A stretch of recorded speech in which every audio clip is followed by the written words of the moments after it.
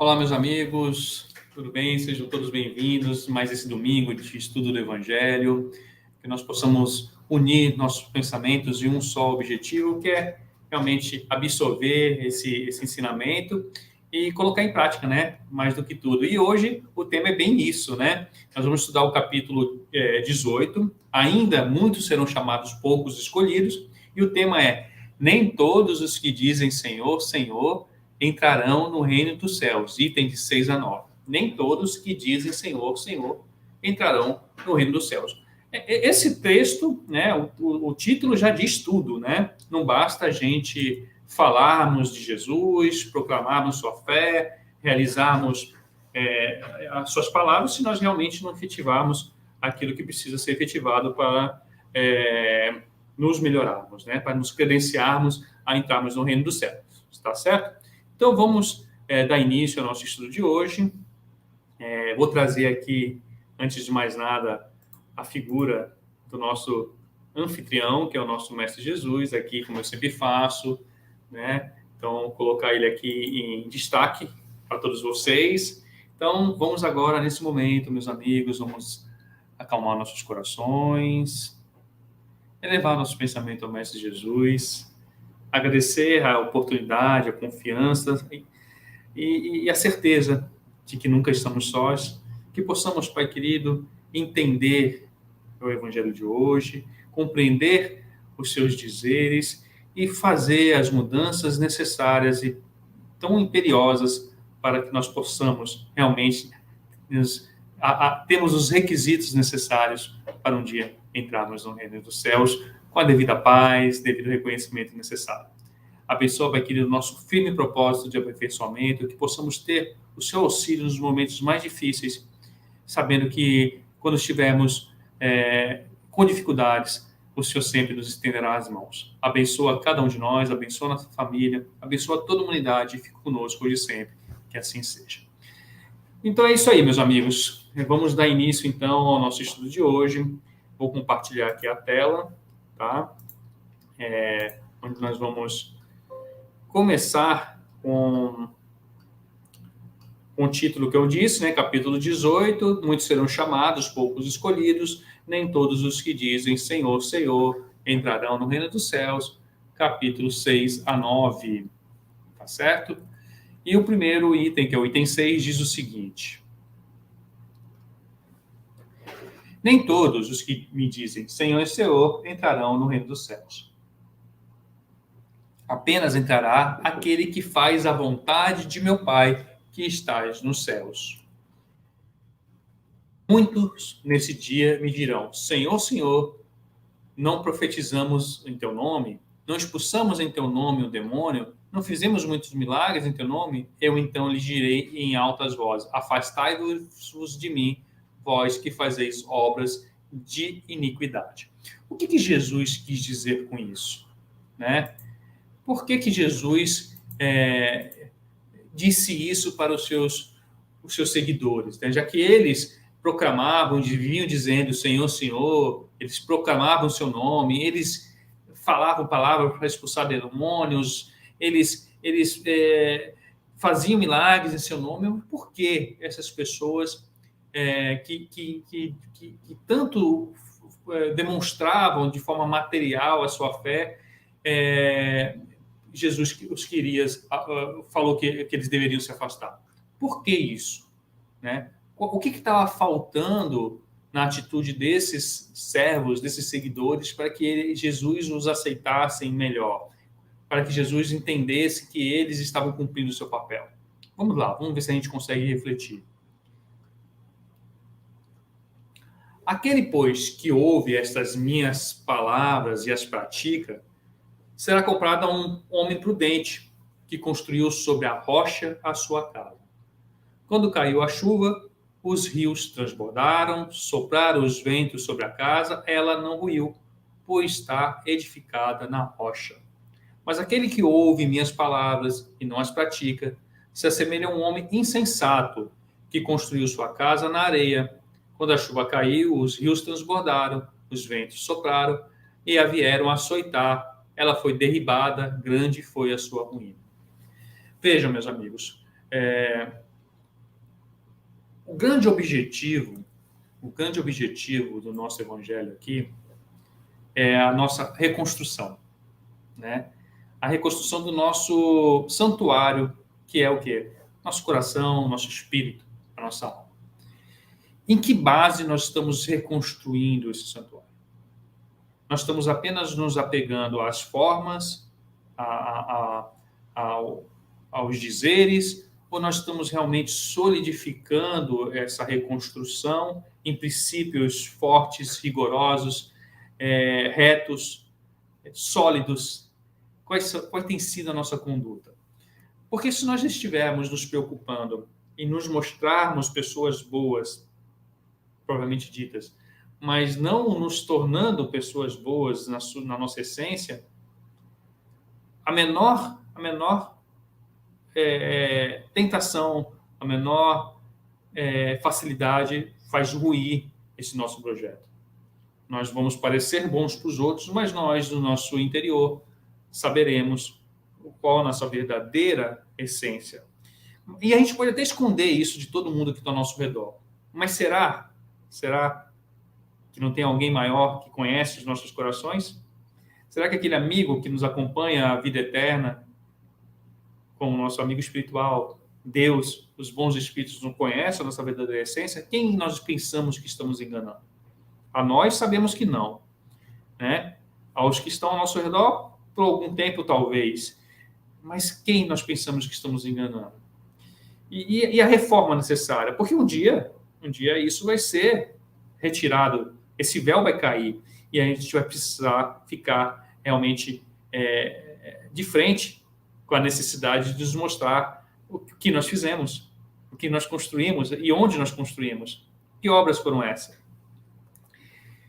Então vamos lá, continuando.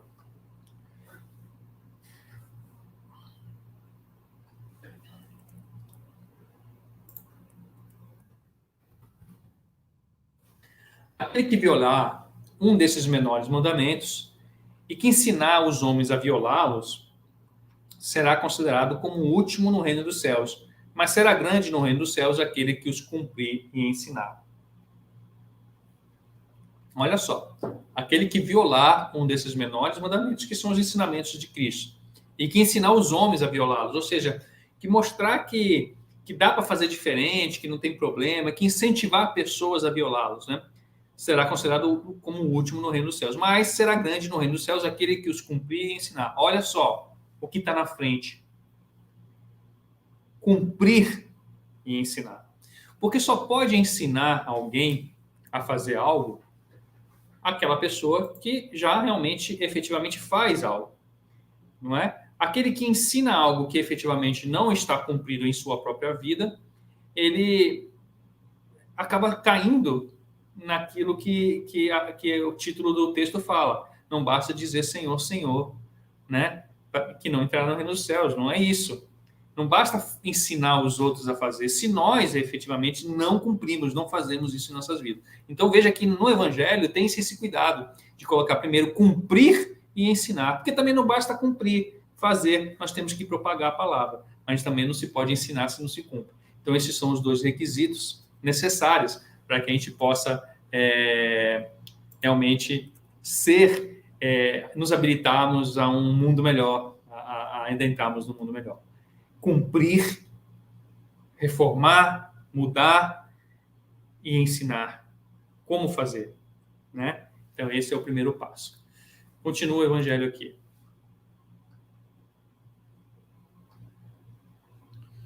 Todos os que reconhecem a missão de Jesus dizem: Senhor, Senhor. Mas de que serve lhe chamarem mestre ou senhor, se não lhe seguem os preceitos? Serão cristãos os que honram com exteriores atos de devoção e, ao mesmo tempo, sacrificam ao orgulho, ao egoísmo, à cupidez e a todas as suas paixões? Ou seja, muitos vão dizer Senhor, Senhor. Mas será realmente que eles seguem, cumprem e vivem aquilo que Jesus falava?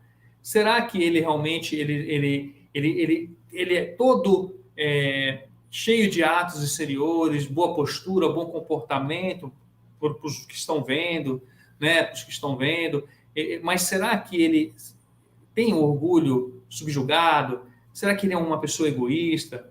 Como é que ele trata isso na sua vida? Será que ele sobrepuja as suas paixões? O que é mais importante aos olhos de Deus para a sua evolução espiritual, não é? Serão os discípulos os que passam os dias em oração e não se mostram nem melhores, e nem mais caridosos, nem mais indulgentes para com seus semelhantes? Adianta, meus amigos, adianta botarmos o joelho no chão, castigarmos a nossa carne, fazemos referência ao nosso Cristo, mas nós agimos de forma diferente? Adianta nós orarmos pelas pessoas, desejando o bem, mas ocultarmos na hora da necessidade para nos ajudar? Será que é caridoso a gente se isolar da humanidade, nos colocarmos num monte, né, meditando todos os dias? Eu sempre digo que é muito fácil ser monge, né? Ou seja, ter paz de espírito, melhor dizendo, num monte, no Tibete, né, longe da humanidade. O difícil é a gente manter essa paz, essa reflexão no meio das pessoas. Então a gente precisa lembrar da nossa importância enquanto ser humano e do nosso papel em relação às outras pessoas. O Evangelho nos ensina isso, né? Fora da caridade não há salvação. E a salvação para quem? Minha? Também, mas não somente. E quando nós fazemos a caridade para um e os outros fazem para outros, a caridade envolve ao mundo todo, a salvação é coletiva. Então nós temos que cumprir e ensinar, nós temos que fazer e mostrar como fazer, né? É importante que a gente tenha essa consciência da necessidade de ajudarmos os nossos semelhantes. Continuando, não, a resposta é não, né? Serão discípulos os que passam os dias em oração e não se mostram nem melhores, nem mais caridosos e nem mais indulgentes para com seus semelhantes? Não, porquanto do mesmo modo que os fariseus, senhores das leis, né, bem sabemos, eles têm a prece nos lábios e no coração, pela forma poderão impor-se aos homens, não porém a Deus. Ou seja, nós podemos mostrar para os outros o que nós quisermos, mas nós só seremos aquilo que nós modificarmos dentro de nós. E Deus não se preocupa com ter, ele se preocupa com o ser, né? Com a nossa melhora, com o que nós fazemos de bom. Né? Pela forma, poderemos impor-se aos homens, mas não, porém, a Deus, que conhece os nossos corações. Em vão dirão eles a Jesus: Senhor, não profetizamos, isto é, não ensinamos em teu nome, não expulsamos em teu nome os demônios, não comemos e bebemos contigo? Em vão eles falam isso, porque eles estão preocupados apenas com a forma, com os ritos, né? Mas não se preocupam, na verdade, com a essência, né, divina, que é essa reforma íntima, né? E, claro, a resposta não poderá ser outra.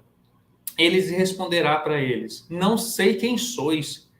Afastai-vos de mim, vós que cometeis iniquidades. Vós que desmentis com os atos, os que dizeis com os lábios. Olha que interessante.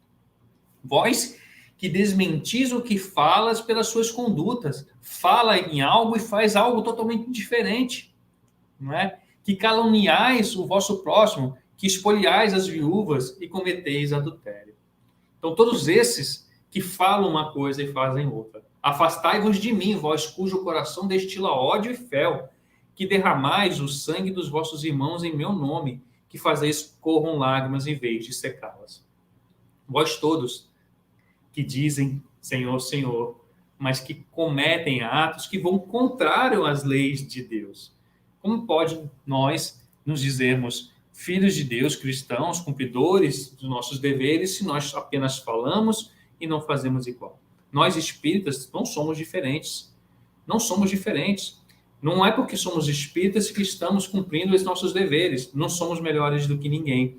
Nós precisamos observar o que está sendo dito. E o Evangelho nos possibilita compreender isso de forma muito mais clara, não é? Muito mais simples, de forma mais prática. Então, nós temos a responsabilidade de operar essas mudanças. Ah, Nelson, mas eu ainda falo muitas coisas que eu faço muitas coisas que não estão ainda alinhadas com Deus. Eu sou uma pessoa má, e agora? É ótimo que você percebeu isso. Eu também faço essas reflexões e, por vezes, encontro coisas que eu não deveria fazer mais.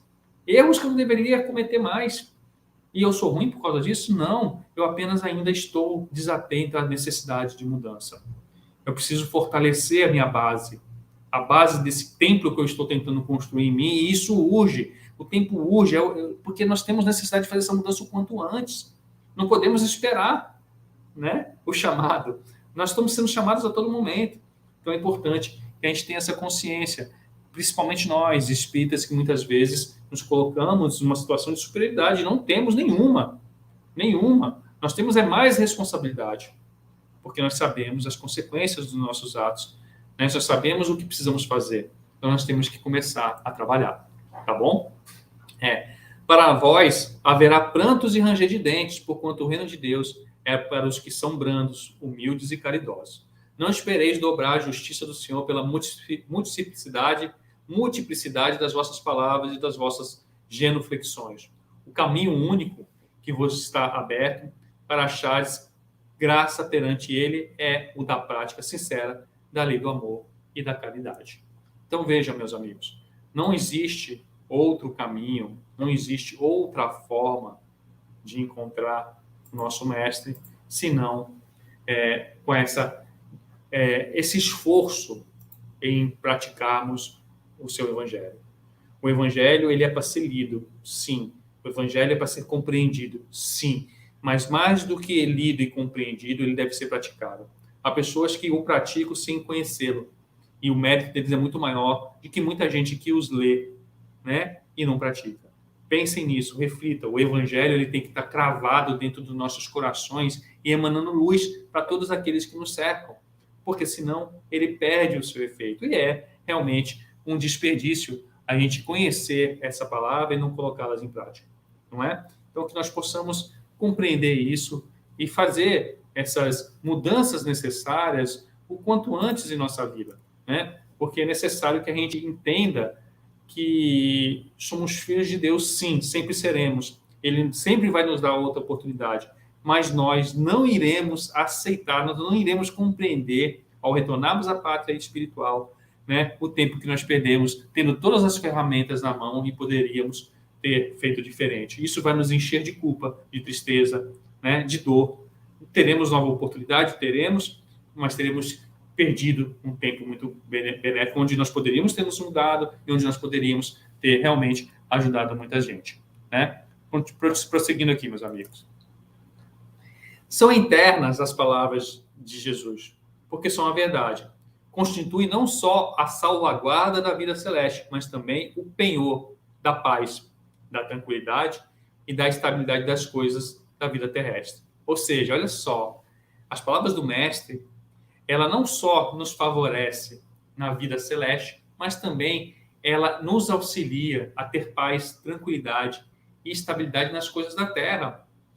Então, olha só que maravilha, nos ajuda também a caminhar aqui, porque nos ajuda a compreender os percalços, as dores, as dificuldades, nos ajuda a superar essas mazelas e nos prepara para a verdadeira morada. Eis porque todas as instituições humanas, políticas, sociais e religiosas que se apoiaram nessas palavras serão estáveis como a casa construída sobre a rocha.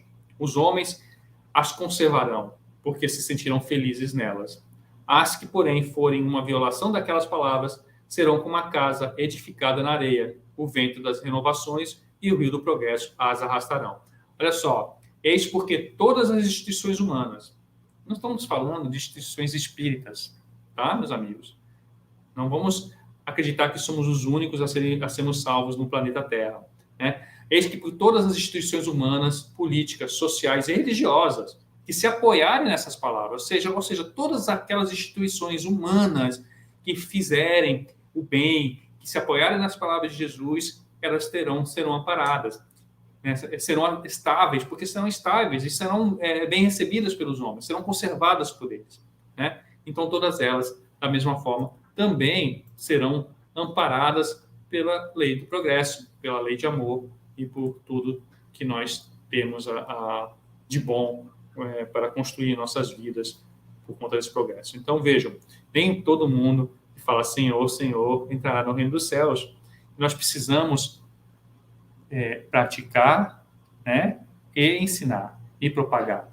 Nós precisamos colocar em prática na nossa vida, para depois também ensinar. Nós precisamos ser coerentes o que nós queremos para a nossa vida, para a nossa existência e os nossos atos. Porque se me perguntarem, Nelson, o que você quer da sua vida? Eu quero viver em paz com a minha família, viver bem, ser um homem de bem, praticar o bem. E os atos que eu estou cometendo estão sendo coerentes com isso que eu quero? Então, essas reflexões nós temos que fazer diariamente, nós temos que meditar, nós temos que pensar na nossa vida e dar andamento mais adequado às nossas ações. Tá certo, meus amigos? Esse é o Evangelho de hoje.